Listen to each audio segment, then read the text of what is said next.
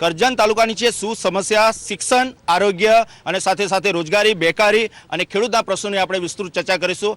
આપણે જઈશું ખેડૂત અગ્રણી પાસે અને તેમના શું પ્રશ્ન છે, શું સમસ્યા છે તેની ચર્ચા કરીશું। મારો પ્રથમ પ્રશ્ન છે આપને કે છેલ્લા ઘણા સમયથી, છેલ્લા વર્ષોથી શું સમસ્યા ખેડૂતોને સતાવી રહી છે?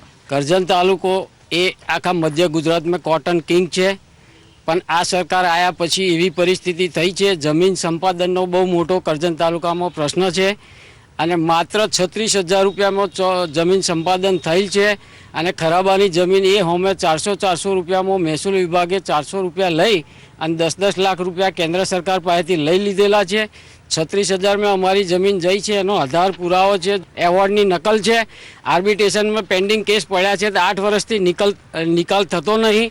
આર્બિટ્રેશનમાં હું સતત સીએમ સાહેબને, ડેપ્યુટી સીએમ સાહેબને, વિરોધ પક્ષના નેતાને 8 વાર મળેલો છે, એના કાગળ હોય મારી પાસે છે, તો એનો નિકાલ ક્યારે કરવો? ધારાસભ્યોના પગાર વધે છે, તે ભાજપ કોંગ્રેસ ભેગા થઈને ફટ દઈને 1.25 લાખ રૂપિયા કરી દે છે, તો ખેડૂતોના ઘરમાં શું પરિસ્થિતિ છે? આજે 300 ખેડૂત કરજણ તાલુકાના છે, એમાં 30% ખેડૂત પાસે પૈસાવાળા છે, પણ બીજા 60% ખેડૂતને કેવી રીતના જમીન જઈ છે તે એમને ખબર પડે। તો વહેલી તકે પૈસા બેઉ પાર્ટીઓ ભેગા થઈ અને આનો આ ચૂંટણી આવી છે નિવેડો લાવે। રૂપિયા આપ્યા છે, ઓછા આપ્યા છે, સીધો સવાલ છે, અને સાથે સાથે જમીન લઈ લીધી છે પરંતુ વળતર નથી મળતું, શું કહેશો બાબતે? એ બાબતે માજી ધારાસભ્યશ્રી અને માન્ય સાંસદ શ્રી રામસિંહ રાઠવા સાથે ખેડૂતોનું પ્રતિનિધિમંડળ ગયેલું અને મુખ્યમંત્રીશ્રી તથા નાયબ મુખ્યમંત્રીશ્રી સાહેબને મળેલા અને રજૂઆતો કરી છે, પણ કયા કારણસર થયું નહીં અમને ખબર નથી, એટલે અમે એનો યોગ્ય પ્રત્યુત્તર આપી શકીએ નહીં। આપ તો ધારાસભ્ય છો, પ્રજાની રજૂઆત આપ કરી શકો છો વિધાનસભાની અંદર, પરંતુ આ પ્રશ્ન છે પ્રાણ પ્રશ્ન જગતના તાતનો, આપ પોતે ખેડૂત છો, શું કહેશો? આજે આ વખતે જે વિધાનસભા મળી એની અંદર મારો આ જ મુખ્ય પ્રશ્ન હતો અને વિધાનસભામાં મારા પ્રશ્ન માટે હોબાળો પણ થયો હતો। કરજણ તાલુકાની અંદર 3 પ્રોજેક્ટ જે જઈ રહ્યા છે, રેલવે કોરિડોર, હાઈવે ઓથોરિટી ને બુલેટ ટ્રેન, ત્રણેય પ્રોજેક્ટની અંદર ખેડૂતોને પૂરેપૂરું વળતર મળતું નથી। ખેડૂતો પાસેથી વીંગાના 36,000 રૂપિયા પડાઈ લીધી જમીન છે અને જે જમીન ખરાબાની જે સરકારની પડતર જમીનો છે એ જમીનના 500 થી 1,000 રૂપિયા સ્ક્વેર મીટરે સરકારે કેન્દ્ર સરકાર પાસેથી જે તે વખતે સરકાર હતી એની પાસેથી લીધા ગુજરાત સરકારે, પણ ખેડૂતોને પૂરતું વળતર નથી આપતી। એનો પ્રશ્ન મેં વિધાનસભામાં ઉઠાવ્યો છે અને તમામ ખેડૂતોને કોપી છે અને આ સરકાર સામે હું એમના જોડે લડવા માટે તૈયાર છું। સીધી વાત છે, ખેડૂતોનો પ્રશ્ન છે, ખેડૂતોને તમારે રાજી કરવા હોય તો હમે ઇલેક્શન આવે છે, હમણાં 6,000 રૂપિયા ખેડૂતોને કેન્દ્ર સરકારે આપ્યા છે, તો સટ દઈને 1 અઠવાડિયામાં આપ્યા, તો આનો હોય પ્રશ્ન સીધો છે। 60,000 રૂપિયામાં મોટરસાઇકલ મળે છે ને 1 વીંગુ જમીન જો તમે 36,000 લઈ લીધી હોય ને મારા બાજુના ગામમાં તો ખાલી માત્ર 22,000 રૂપિયામાં લીધી છે, તો એનો વહેલી તકે નિવેડો લાવો। અમે જે રીતના કહેવા કોઈ સરકારમાં કોઈ અધિકારીઓને પૈસા જોતા હોય પૈસા આલવાય તૈયાર છે, 50,000 અધિકારી રૂપિયા લે છે, બધું જ ચાલે છે, બધા જ જોણા છે, દારૂ ગુજરાતમાં દારૂ મળે છે ને બધા જોણા છે ને દારૂ વેચાય છે, પણ ચોરી કરે તો પકડાય તો ચોર ગણાય, ના પકડાય તો કશું નહીં, ચોરાઈ ના ગણાય, એવું છે। અમારે જે રીતના હોય અમને અમારો નિવેડો લાવો। બેઉ પાર્ટી સક્ષમ છે, ગુજરાતમાં ત્રીજી પાર્ટી છે નહીં, બેઉ પાર્ટીના દાવેદારો અહીં ઊભા છે, બેઉ પાર્ટી વહેલી તકે એનો કારો નિવેડો આવે છે કરે એની જવાબદારી લે। પહેલામાં પહેલો તો આર્બિટ્રેશનનો જે પ્રશ્ન એમને કીધું, આર્બિટ્રેશન છેલ્લા 8 વર્ષથી એ નિવૃત્ત અવસ્થામાં જે પડ્યું છે, સરકારમાં મારી એ રજૂઆત છે કે આર્બિટ્રેશન ઉઠાવી એક કેસ ચલાવવામાં આવે તો આજે ખેડૂતો એને ન્યાય માટે હાઈકોર્ટમાં જવું હોય તો જઈ શકે, પરંતુ ગુજરાત સરકાર કોઈ પણ સંજોગોમાં આર્બિટ્રેશન ઉઠાવવા માગતી નથી। અમે ખેડૂતોનું પ્રતિનિધિમંડળ વારંવાર માજી ધારાસભ્ય સતીશભાઈ લઈ ગયા છે અને એમની જો આજે તૈયારી હોય તો આવતા સોમવારે હું જાહેર કરું છું કે સતીશભાઈ એમની જોડે આવશે, તેમજ ભાજપનું સંગઠનનું તમામ માળખું એમની જોડે આવીને આ બાબતે સચોટ રજૂઆત કરશે।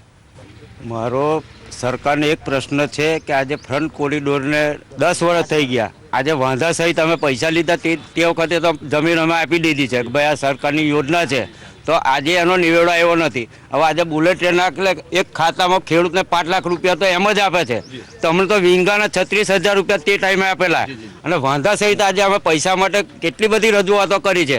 નોકરી યુવાનોને મળે છે કે કેમ? હેમંતભાઈ, શું પરિસ્થિતિ છે કરજણ તાલુકામાં? આજુબાજુ ખૂબ જ ફેક્ટરીઓ આવેલી છે, કરજણમાં એક પોળ સૌથી મોટી જીઆઈડીસી છે, પણ જ્યાં સુધી અમારો અનુભવ છે ભણેલા ગણેલા નોકરી નથી મળતી ને પરપ્રાંતિયોને નોકરીનો ઓપ્શન્સ વધારે છે અહીંયા।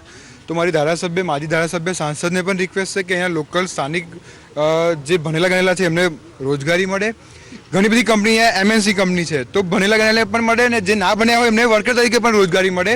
એવી એમનાથી આશા છે મને. યુવકોનો આક્ષેપ છે કે નોકરી નથી મળતી, આજુબાજુ ખૂબ જ ફેક્ટરીઓ આવેલી છે. હું એ વાતે સંમત છે કે મોટા ભાગના યુવાનો જે અત્યારે ભણેલા ગણેલા છે કરજણ તાલુકાની અંદર આજુબાજુ ફેક્ટરીઓ આવેલી છે, પરંતુ સરકારને મેં વારંવાર અને સંકલનની અંદર પણ વારંવાર પ્રશ્ન મેં ઉઠાવ્યો છે, પરંતુ આ લોકો બહારથી લેબર કોન્ટ્રાક્ટરો લાવી અને સીધા લેબરથી આજે જે બહારથી જે પરપ્રાંતીય માણસો રાખે છે અને આજે પણ હું વિરોધ કરું છું. અને અમારા જે લોકલ યુવકોને આખા ગુજરાતની પરિસ્થિતિ એવી છે કે લોકલ યુવકોને ન્યાય મળતો નથી. અગાઉ જ્યારે ભાજપની સરકાર હતી, અત્યારે વિધાનસભાની વાત કરું, ત્યારે ખૂબ પ્રયાસો થયા છે. અને પ્રધાનમંત્રીની જે વાત છે, પ્રધાનમંત્રીમાં નરેન્દ્ર મોદી સાહેબે આ યુવાનો માટે રોજગારીના બહુ ખૂબ વિકલ્પ ઊભા કરેલા છે. સ્વાવલંબી યોજના છે, મુદ્રા લોન યોજના છે. દરેક ધંધાદારી માણસ પોતાના 10-10 લાખ રૂપિયા લોન લઈને સરકાર એમની એવિડન્સ રહે છે. એટલે ખાસા એવા નરેન્દ્ર મોદી સાહેબે એમના પગ પર ઊભા થવા માટે ખાસી એવી યોજના કાઢી છે. સ્વાવલંબી યોજના છે, તો ખેડૂત દરેક સબસિડી આપે છે. દરેક યુવાનો પોતપોતાના પગે ઊભા થાય એવી સરકાર તમને બાંહેધરી આપે છે અને એને યુવાનોને કેવી રીતે આગળ વધે તે માટે એનું પ્રોત્સાહન આપે છે. કરજણ તાલુકાના યુવકો માટે નોકરી નથી એ વાત સાથે હું પૂરેપૂરો સંમત નથી. એનું કારણ એવું છે કે સરકારે આટલા વર્ષોથી જે કોઈ પણ યોજનાઓ, સ્વાવલંબન યોજનાઓ જે કંઈ મૂકી છે એ બાબતે હું એ જ કહેવા માંગુ છું કે ખેડૂતો પોતે વિચારે કે પોતાને ત્યાં પણ સામાન્ય જે ભણેલો માણસ પણ છે તે નોકરી કરવા માટે ત્યાં આગળ આવવા તૈયાર નથી, કામ કરવા તૈયાર નથી. તો એનો મતલબ એવો છે કે ભણેલા ગણેલા છોકરાઓને સરકારની સ્વાવલંબન યોજનાની અંદર પૂરેપૂરો લાભ લીધો છે અને એ લોકો પણ એ પૂરા ક્ષેત્રની અંદર આગળ વધ્યા છે. આ વાત સાથે હું પૂરેપૂરો સંમત નથી કે અહીંયા આગળ બેરોજગારી છે. એ જે સ્વાવલંબનની વાત કરે છે તો કદાચ કરજણમાં માંડ મને લાગતું નથી કે 2 કે 3% લોકો, 2-3% તો છોડો, 2-3 લોકોને જ લાભ મળ્યો હશે સ્વાવલંબનની. સ્વાવલંબન તો બિઝનેસ માટે છે. જે ભણેલા ગણેલા છે એમને જે બેઝિક નોકરી જોઈએ એ નથી પૂરી શકતા. સરકાર, જે અક્ષયભાઈ વાત કરી કે સરકારમાં રજૂઆત કરી છે પણ સંકલનમાં પણ કોઈ લેતું નથી, કોઈ સાંભળતું નથી. હવે એક વસ્તુ છે કે આજે પેરેન્ટ્સે પોતાના છોકરા માટે પૈસા ખર્ચીને ભણાવ્યો હોય તો બેઝિક નોકરી તો મળવી જોઈએ, એ સરકાર આપવી જોઈએ. પણ સરકાર હાથ ઊંચા કરી રહી છે, કાં તો સંગઠનના લોકો, કાં તો કોઈ પણ ધારાસભ્ય હોય કે સાંસદ હોય, એ લોકો આના માટે એટલા જાગૃત નથી લાગતા મને. તમે આજે ધારાસભ્યની રેકમેન્ડેશન લઈને જાઓ, સાંસદની લઈને જાઓ તો તમને મળે છે, પણ એઝ અ નોર્મલ વ્યક્તિ તમે જાઓ તમને જોબ નથી મળતી. અહીંયા રોજગારીની ખરેખરમાં જો આપણે જોવા જઈએ તો તકો છે જ નહીં. અને જે પ્રમાણે મારા ભાજપના અગ્રણી ભાઈએ વાત કરી કે સ્વાવલંબનની લોનોની સુવિધા છે, તો એમાં જે લોકો લોનો લેવા માટે જાય છે ત્યાં પણ પૂરેપૂરો ભ્રષ્ટાચાર જ ચાલે છે. ત્યાં પણ લોન જો પાસ કરાવવી હોય તમારે તો પૈસા ચૂકવવા પડે છે, પછી જ તમારી લોનો પાસ થાય. ભાજપ સરકારના રાજની અંદર દિન પ્રતિદિન ભ્રષ્ટાચાર વધ્યો જ છે. જે પણ કચેરીમાં તમે જાઓ અને સૌથી વધારે રેવન્યુ ડિપાર્ટમેન્ટ તમારો વારસાઈની નોંધ કરાવી હોય તે છતાં પણ તમારે વ્યવહાર તો આપવો જ પડે. જો તમે વ્યવહાર ના આપો તો તમને ખોટા બહાના બતાવી વાયદા કરી સમય પસાર કરે છે અને જે સમય મર્યાદામાં રેવન્યુ ડિપાર્ટમેન્ટને કામ કરવાનું છે તે સમયમાં કામ થતું નથી. એ જ રીતે તાલુકા પંચાયતમાં પણ આ જ બધું ચાલે છે. મતલબ કે સરકારી કચેરીઓની અંદર દિન પ્રતિદિન ભ્રષ્ટાચારનો વેગ વધી રહ્યો છે. આ તદ્દન ખોટી વાત છે. ભ્રષ્ટાચારને દૂર કરવા માટે ગાંધીનગરથી રોજ જ સત્વરે જાહેરાતો થાય છે કે આ નંબર પર કોલ કરો, કાં તો તમે વિડીયો શૂટિંગ ઉતારીને ફરિયાદ આપો, પરંતુ આ તદ્દન ખોટી વાત છે. કાયમ ચૂંટણી આવે એટલે ભ્રષ્ટાચારના આક્ષેપો કરવાને કોઈ કેસ કરવાનો નહીં. ખરેખર કેસ કરવો જોઈએ અને ઓનલાઈન ફરિયાદો કરવી જોઈએ. કયા અધિકારીએ શું રકમ માગી તો એનો સરકાર એનો નિકાલ કરશે જ. આપનું શું માનવું છે? મારું એવું માનવું છે કે સરકારે આ ભ્રષ્ટાચાર નાબૂદી માટે એક સરસ અભિયાન ચાલુ કર્યું છે અને એ અભિયાનની અંદર મારા આ મિત્રોને, યુવા મિત્રોને હું એટલું જણાવીશ ઓનલાઈન કે આ ભ્રષ્ટાચાર નાબૂદ થાય એ માટે ઓનલાઈન દરેક સુવિધા ઉત્પન્ન કરવા જઈ રહ્યા છે અને એનો લાભ આપણે લઈ નથી શકતા, કાં આપણી પાસે એની પૂરેપૂરી જાણકારી નથી અને આપણે એના માટે થઈને ખોટા આક્ષેપ બીજા ઉપર મૂકીએ એ વાત તદ્દન ખોટી છે. કરજણ તાલુકો મહત્વનો તાલુકો છે અક્ષયભાઈ, પરંતુ વિદ્યાર્થીઓની વાત કરતા હોય આજુબાજુ શાળા કોલેજો આવેલી છે, રમતનું મેદાન નથી, સ્પોર્ટ્સ કોમ્પ્લેક્સ નથી. કેવી રીતના એને ઊભું કરશો? સાચી વાત છે. આજે જ મેં કરજણની અંદર અમારા તાલુકાના સંકલનની અંદર આ પ્રશ્ન ઉઠાવ્યો હતો.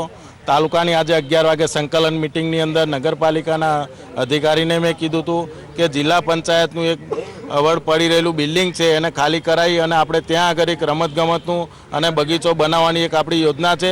જિલ્લા પંચાયતમાંથી ચોક્કસ મહેનત કરી અને એ જગ્યા તમને આપીશ, પણ આપણે એક રમતગમતનું મેદાન ઊભું થાય એવી આજે જ જિલ્લા તાલુકા સંકલનની મિટિંગની અંદર આ પ્રશ્ન ઊભો કર્યો હતો. મેદાનની જરૂર તો છે, પણ એ સરકારશ્રી તરફથી જે ગ્રાઉન્ડ મળવું જોઈએ એની રજૂઆત એ ધારાસભ્યશ્રી પોતાના લેવલે કરે. અને અગાઉ બી માજી ધારાસભ્ય વારંવાર રજૂઆતો કરેલી છે, પરંતુ એવી જગ્યા કોઈ લોકલ મળે તો વ્યવસ્થિત રીતે પાલિકા અને સરકાર આયોજન કરે, એમાં અમે પણ જોડે જ છે એમની. શાળાઓની અંદર વિદ્યાર્થીઓ જાય છે પરંતુ શિક્ષકો નથી હોતા અને ઘણી બધી જગ્યાએ ભ્રષ્ટાચારની વાત આવે છે, પાછલા બહાને ડોનેશન લેવાય છે, શું કહેશો? શિક્ષણની વાત કરવા જઈએ તો જ્યારે પ્રાઇવેટીકરણને વધારે પડતું પ્રોત્સાહન મળેલું છે તે સમય દરમિયાન સરકારી સ્કૂલોની અંદર કોઈ દેખરેખ રાખવામાં આવતી નથી. શિક્ષકો મન ફાવે તે રીતે તેમનો નોકરી કરી રહ્યા છે, જતા નથી, બાળકો પૂરતું ધ્યાન મળતું નથી. એનું મુખ્ય કારણ પ્રાઇવેટીકરણ છે. પ્રાઇવેટીકરણના કારણે જ આ ગવર્મેન્ટ સ્કૂલોને મોટામાં મોટું નુકસાન પહોંચી રહ્યું છે, જેના કારણે બાળકોના શિક્ષણને અસર પડી રહી છે. મોટા મોટું તો છે કે આજે પ્રાઇવેટીકરણ જે અત્યારે ચાલી રહ્યું છે, પ્રાઇવેટીકરણને અટકાવવું જોઈએ અને એની ઉપર જે ભલે પ્રાઇવેટીકરણ સ્કૂલો આજે ઊભી કરે પણ જે સરકારી સ્કૂલો છે એની પર એટલું પૂરતું જ ધ્યાન આપવું જોઈએ કે અત્યારે સ્કૂલોની પરિસ્થિતિ એટલી બધી ખરાબ છે કે આજે ભણતર માટે જે શિક્ષકો જોઈએ, આજે મારા બના વિસ્તારના કેટલાય અમને રજૂઆત કરીને શિક્ષકો મૂક્યા છે, જે સમાજ વિજ્ઞાનના હોય, ઇંગ્લિશના હોય, જે શિક્ષકો જે હોવા જોઈએ એ મળતા નથી. એના કારણે શિક્ષણ ઉપર મોટી અસર પડે છે. બિલકુલ ખોટી વાત છે.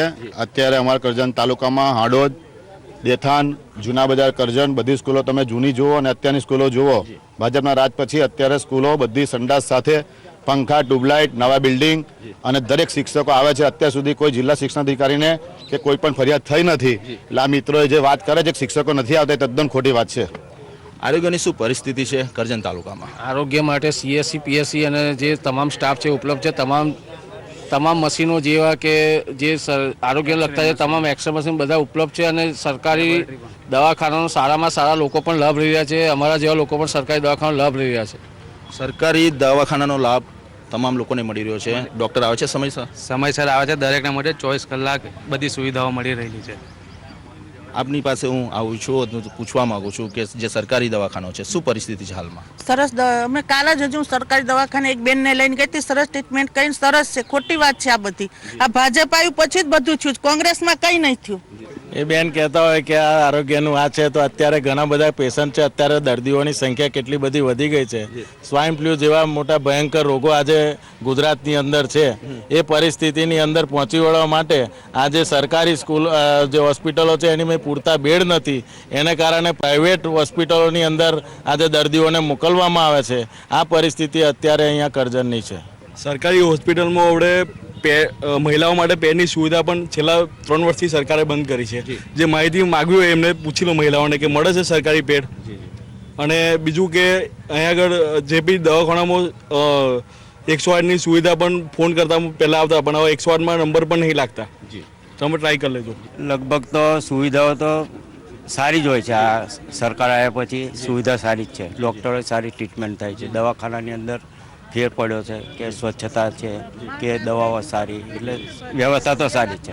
કરજણ તાલુકામાં એક જ દવાખાનું વર્ષોથી છે, PSC હતું, PSC તે CSC થયું છે, પણ મલ્ટીનેશનલ પ્રાઇવેટ હોસ્પિટલો નવી વધારે થઈ છે અને શિક્ષણમાં પ્રાઇવેટ સ્કૂલો વધારે થઈ છે. જે જૂની છે એ યથાવત એની એ પરિસ્થિતિમાં છે.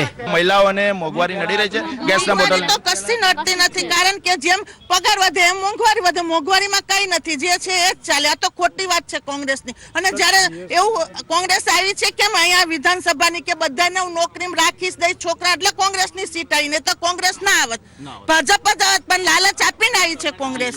આરોગ્યની વાત હોય ત્યારે જેમ ફોરેનમાં આપણે જોઈએ છે કે કોઈ પણ બીમાર થાય, કોઈને પણ એક્સિડન્ટ થાય તો ફ્રીમાં એનું મેડિકલ થાય છે. અત્યારે નરેન્દ્રભાઈના આવ્યા પછી છેલ્લા 4 વર્ષમાં મા અમૃતમ કાર્ડ હોય, પ્રધાનમંત્રી આયુષ્યમાન ભારત યોજના હોય, વિશ્વની સૌથી મોટી યોજના ભારત સરકાર અત્યારે વિશ્વ સમક્ષ આટલું મોટું યોજના લઈને આવતી હોય, આ ખરેખર આ તમામ ભારતીયો માટે, આપણે હોઈએ, મારા તમામ મિત્રો હોય, તમામ ભારતીયો માટે આ બહુ ગૌરવની લાગણી છે કે વિશ્વની સૌથી મોટી આરોગ્યની યોજના આજે ભારત સરકાર પાસે છે, ભારતીય લોકો પાસે છે.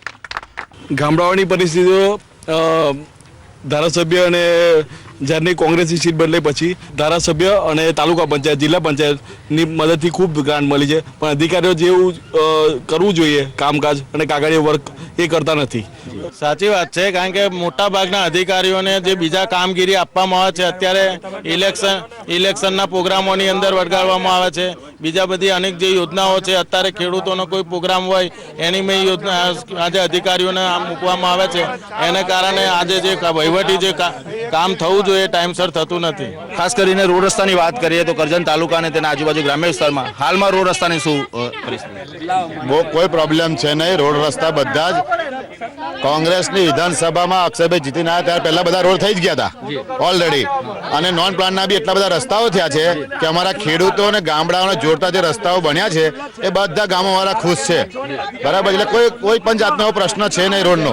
રોડ રસ્તાની કરજણ તાલુકામાં એ પરિસ્થિતિ છે મારા જાણવા પ્રમાણે કે ભારતીય જનતા પાર્ટીના અગાઉના જે ધારાસભ્ય જે થઈ ગયા એમાં 182 વિધાનસભા સીટમાં ફક્ત કરજણ સિનોર સીટની અંદર વધારેમાં વધારે જો કામ થયા હોય, જો વધારેમાં વધારે કામ થયા હોય રોડ રસ્તા અને પબ્લિકના, તો એ આગળની સત્રની અંદર થયા છે. અત્યારે નો ડાઉટ અક્ષયભાઈ છે તે પ્રજાની અંદર ભલે એ કોંગ્રેસના ધારાસભ્ય છે પણ પ્રજાના પ્રશ્ન લઈને ભારતીય જનતા પાર્ટીની સરકાર બેઠી છે અને એ અક્ષયભાઈને પૂછી લો કે અહીંના પ્રશ્ન તમે લઈને જાઓ છો તો એના માટે થઈને ભારતીય જનતા પાર્ટીની સરકાર એમને ગ્રાન્ટ ફાળવે છે કે કેમ, એમને કામ આપે છે કે કેમ, એમને કામ સૂચવેલા કામ કરે છે કે કેમ. જો ના કરતા હોય તો આપણે એની સાથે આપણે જઈને સરકારની અંદર તટસ્થ તપાસ કરી લઈએ. લગભગ મારી જે ગ્રાન્ટ હોય છે લગભગ 12 થી 13 કરોડ રૂપિયા જે પંચાયતના રોડ હોય છે, બીજા જે સ્ટેટના રોડ હોય છે જે મારા હકની ગ્રાન્ટ છે એ સરકાર આપે જ છે. એની ઉપરની જે ગ્રાન્ટ આલે તો સરકાર બરાબર છે પણ એ આપતી નથી. ઉપરની ગ્રાન્ટ સરકાર નથી આપતી, એમના હકની ગ્રાન્ટ છે એ આપે છે. શું કેવું છે બાબા? ધારાસભ્ય તરીકે એની ગ્રાન્ટ કેટલી મળે એમને વાપરવાની? 1.5 કરોડ રૂપિયા મળે, બરાબર છે. એમની રજૂઆતની અંદર છે તે 3 કરોડ રૂપિયા 2.5 કરોડ રૂપિયા જેટલી ગ્રાન્ટ છે તે સરકારની અંદર મંજૂર કરીને એમના કામો મંજૂર કરીને આપ્યા છે અને એમની ગ્રાન્ટમાંથી નાના કામ ગામડાઓની અંદર કર્યા હશે, એના માટે આપણે સંમત છીએ. યુવકો પાસે જઈશું. વિદેશી દારૂનો વેપલો કરજણ તાલુકામાં સૌથી વ્યાપક પ્રમાણમાં છે. હેમંતભાઈ, શું પરિસ્થિતિ છે? એવું કહેવાય છે કે કુરાલી અમારું ગામ ને કરજણ મિની દમન છે. આઈલેન્ડી ટોલ નાકા પર વાર તહેવારે વીકમાં એક વખત દારૂની ટ્રક પકડાતી હોય છે. હું કોઈ સરકાર પર આક્ષેપ નથી કરતો પણ પોલીસ ખાતું અહીંયા એવું લાગે છે કે 5 ટ્રક જાય છે અને 1 ટ્રક પકડાય છે. કરજણમાં સૌથી વધારે વિદેશી દારૂનો જથ્થો પકડાય છે. એના માટે કંઈક સરકારે આગમચેતી રાખવી પડે. અગર આ ના થાય તો આજની યુવા પેઢી બરબાદ થઈ શકે છે. સાચી વાત છે. કરજણની અંદર અત્યારે પોલીસનો સ્ટાફ પૂરેપૂરો છે નહીં. સરકારમાં વારંવાર રજૂઆત કરી